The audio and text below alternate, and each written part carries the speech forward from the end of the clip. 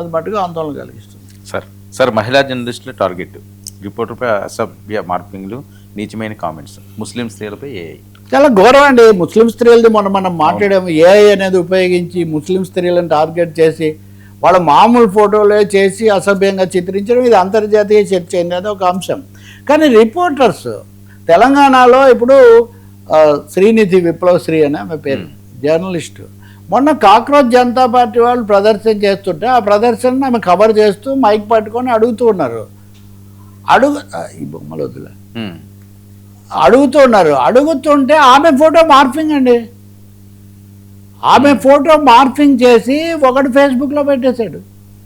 చూసారా, ఈమె ఏదో సమాజం కోసం అంటున్నారు, అక్కడికి వెళ్ళి అడుగుతున్నారు, ఈమె ఎట్లాంటి బట్టలు వేసుకో అంటే వాడు కామెంట్లో కూడా ఎలాంటి బట్టలు వేసుకున్నారో చూడండి. ఆమె పాప మామూలుగానే జర్నలిస్ట్గా మామూలు వస్త్రాన్ని మార్ఫింగ్ చేసి అసభ్యంగా చేసి అసభ్యమైన వ్యాఖ్యానాలు పెట్టి దాన్ని భారీగా విస్తృతంగా ప్రచారం చేయడం, వెంటనే దాన్ని కాస్త మళ్ళీ రీపోస్ట్ చేస్తూ లేదా రీట్వీట్ చేస్తూ అనేక మంది వీళ్ళందరూ తయారయ్యారు, ఏదేదో చెప్తుంటారు, వీళ్ళు చెప్పేది వేరు చేసేది వేరు అని. అంటే మహిళా జర్నలిస్టులు అనే వాళ్ళను, మహిళలను చేసింది మనం ఇందాక చెప్పుకుంది. అయితే ప్రత్యేకించి జర్నలిస్టులు ఇప్పటికీ చాలా తక్కువగా ఉన్నారు తెలుగులో, ప్రత్యేకించి మహిళా జర్నలిస్టులు.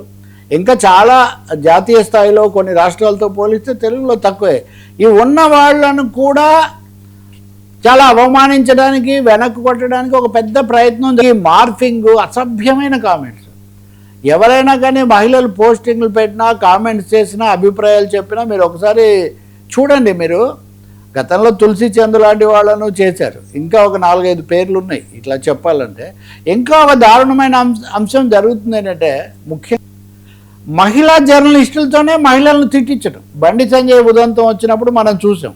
అవును, మహిళా జర్నలిస్టులతోనే మహిళలను తిట్టించటం అంటే ఏదో ఒక విధంగా మహిళల యొక్క వ్యక్తిత్వాన్ని, మహిళల యొక్క చొరవను, అమ్మాయిలు కాస్త ముందుకొచ్చి ఈ అంశాలు లేవనెత్తారు. గొంతు నొక్కడం, ఒక్క ముక్కలో చెప్పాలంటే చాలాసార్లు భావ ప్రకటన స్వేచ్ఛ అది ఇది అంటున్నప్పుడు మహిళల విషయానికి వచ్చేసరికి భావ ప్రకటన స్వేచ్ఛతో పాటు అసలు వాళ్ళు భౌతికంగా పనిచేయలేని పరిస్థితులు కల్పించాలి.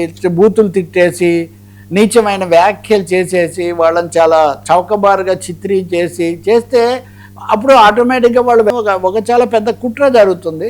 దీని మీద వీ స్టాండ్ విత్ హర్ అని మీడియాలో ఒక ఇది నడుస్తుంది. అంతకుముందు కూడా ఉంది, వీ స్టాండ్ విత్ హర్ అని ఉంది. కానీ ఈ ఘటనలు వరుసగా 4-5 అయిన తర్వాత మటుకు మీడియాలో ఒక ఆందోళన బయలుదేరింది. మొన్ననే ఈ మహిళా జర్నలిస్ట్ ఫిర్యాదు చేశారు. కమిషనర్ సజ్జనార్ కూడా ఫిర్యాదు చేశారు, వారు కూడా చర్య తీసుకుంటా ఉన్నారు. అంతకుముందు తులసి చంద్ కూడా పెట్టినప్పుడు వాటిని కూడా తీసేసించామని చెప్తున్నారు.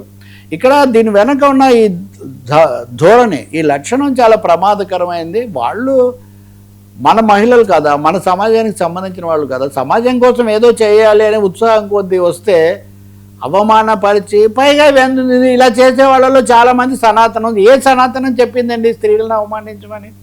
ఏ సనాతనం చెప్పింది చురుగ్గా ముందుకు వస్తే వాళ్ళ మీద వెంటనే ముద్రేసి వెనక్కు కొట్టమని? చాలా ఘోరమైన విషయం.